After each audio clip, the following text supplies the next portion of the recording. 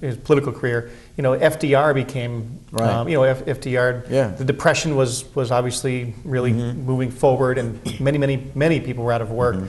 Earlier in the century, the Dust Bowl kind of wiped Sure. out the Midwest, and the country was really kind of in a very difficult position. And FDR came along, and you talk about the convention in here, and that's an amazing story in itself. yeah. The convention and how Curley, wasn't a part of the Massachusetts delegation. Oh, no. But somehow, miraculously showed up as a member of the Puerto Rican delegation. Sure. So tell us about that a little bit. No, well, very briefly, Curley was out of favor all across Massachusetts because Al Smith had run for president in 1928. And Irish Catholics in Massachusetts loved the prospect of Al Smith as president of the United States. And so they were, just taken by him, and they were for him, and they wanted him back again in 1932. Curley had another idea. He recognized that Smith could not win, but FDR could. And he liked Franklin Roosevelt, and he had met him on a train coming to Boston one time, and they became acquainted, and he told Roosevelt that he would campaign for him. When that happened, the people they did not send Curley to the convention. He could not be a delegate because they would not send a delegate who was committed to FDR. And so at the convention, the Puerto Rican delegation was not too far from the Massachusetts delegation. And they were seated there, and the time came when the Puerto Rican delegation was called for its vote. And the spokesman was called upon, his name was Jamio Miglio Curlio, and everybody turned, and there he was. And he said, the entire delegation casts its ballot for Franklin Delano Roosevelt, and the place went wild. It was Curley back again, and at his very best. He could come from total obscurity and being crushed and then back up. Right. And even when he got back to Boston, I know he was at the Boston Common a day or so later. And everybody still loved the fact that he came. And of course, Roosevelt now had the nomination and was really working very hard toward a great victory. And Curley, when he first addressed these people down on the Boston Common, senors and senoritas, he began that way. It was great stuff. And, Yeah. and he, but there were a lot of nice stories. I remember one about at St. Augustine's Church in South Boston. He was reciting the Our Father, who art in heaven, hallowed be thy name, thy kingdom come, thy will be done. And he goes on through the Lord's Prayer, and he gets to forgive us our trespasses as we and then he noticed someone is stealing his coat out of the back of the open car. And he says, get that son of a idiot stealing my coat, as we forgive those who trespass against us. Famous story about him. But he had a great skill. And on the matter of Roosevelt, Right. he campaigned wonderfully for Roosevelt. And if you wanted me to, I'd inflict a little of the speeches. But he spoke of the forgotten man. It was great. Roosevelt had him all over the country, and he had him on film and everything. He was hugely popular, Curley, and he was really campaigning hard.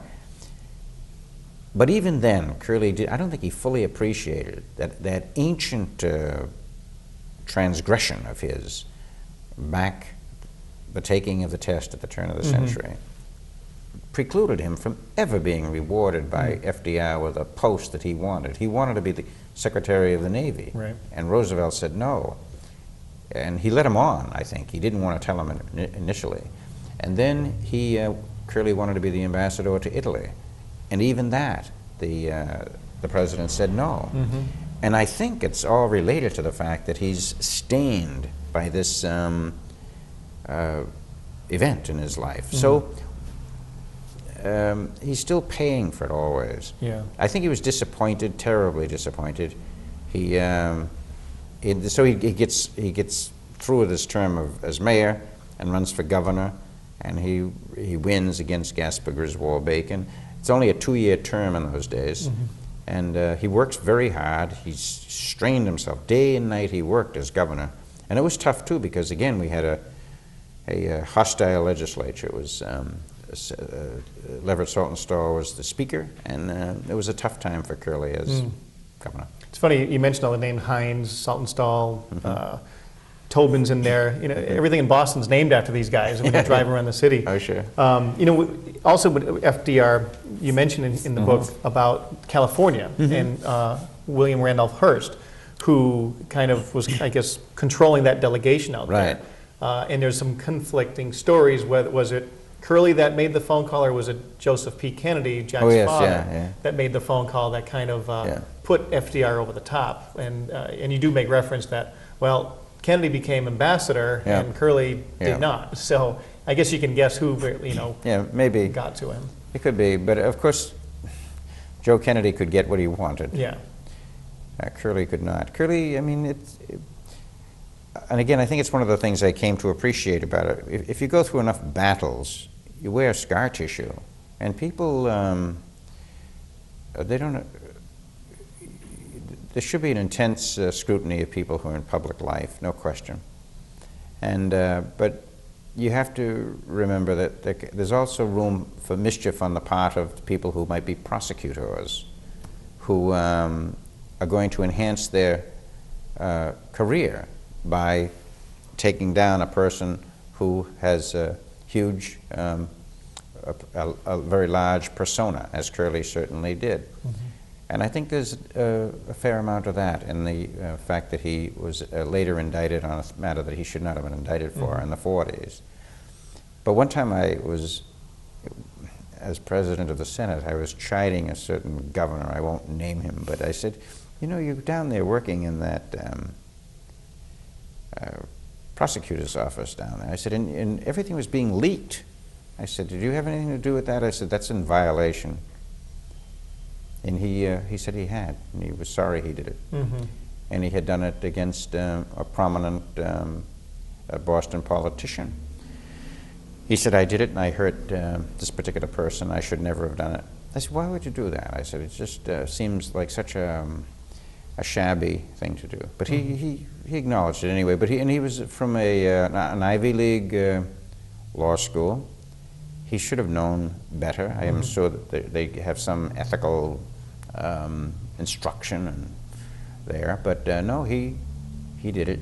And but he was. I will give him this much credit. He was honest enough to acknowledge it, and he said he regretted it. I'm sure he did. But people like Curley, like the person about whom I'm speaking, it's a perilous time for him. You know, they take an attitude, these people, that well, you've got away with things all of the time. You've been a villain, a buccaneer, or this or that. And so maybe you didn't really do this, but you're going to have to be brought up short. If you're just tuning in, we're talking to William Bulger, who is the author of James Michael Curley. It's a short read, some personal stories from Mr. Bulger, but a lot of factual information about Mr. Curley as well, too. And you're just talking about when he had done his time back during his time as the alderman. He was later pardoned by, was it Truman in 1947? Truman, yeah, and I think that's what you referred to when Jack Kennedy refused to sign that's on to that petition. Yeah. And Truman was Truman was a hard-driving fellow. He had done a lot of hearings as United States Senator about contracts, war contracts. And this was a fellow who was seeking war contracts and got Curley involved. Curley never had received a penny. He never signed he never sent any mail. This is using the mails to defraud, makes it a federal offense. He never attached a postage stamp. And the trial itself was very bad. They should have sequestered the jury. He was getting all sorts of bad publicity. And the judge was saying, well, don't look at Life magazine. And I don't know. And his Judge Proctor it was in Washington, D.C. They did a very poor job, and when Harry Truman, he commuted the sentence or whatever, but he was asked about it one time, and he said, I don't think Curley, I think he was innocent myself. And Truman was a very a tough, ornery kind of person, I think, but he had a fundamental, I think, honesty to him, you know. And I know a wonderful story about him. It's not in this little book, but when Tom Prendergast, who was another boss back in Kansas City, he had come on very bad times, and he drank, and he was really in bad shape at the time of his death. And Truman was in the White House, and every friend of Truman said, you know, you have an election coming up in 1948. Do not go back to that funeral. But Truman, he took the presidential plane one morning, flew back, attended the funeral mass, and then flew back to Washington. I don't think many people would do such a thing. There's nothing to be gained other than, I don't know, to square with himself some kind of a need or something to show his respect to a person for whom he must have had some a deep respect. But he was also, Truman was always being beat up for being Prendergast's guy, you know. And but somehow he had some kind of an affection or respect for Prendergast for whatever reason. And there's a bit of that, I think, in all of us for someone who may have misstepped. Yeah, sure. And you know, Curly too, kind of what you're talking about, that it's moral. You know, you do the right thing because it's the morally right thing to do. When I was mentioning earlier about, you know, he was always seemed, from the read I get, very, you know, like Tip O'Neill said, all politics is local. And I guess maybe originated with Curly before Tip O'Neill had mentioned it. In the movie, The Last Hurrah,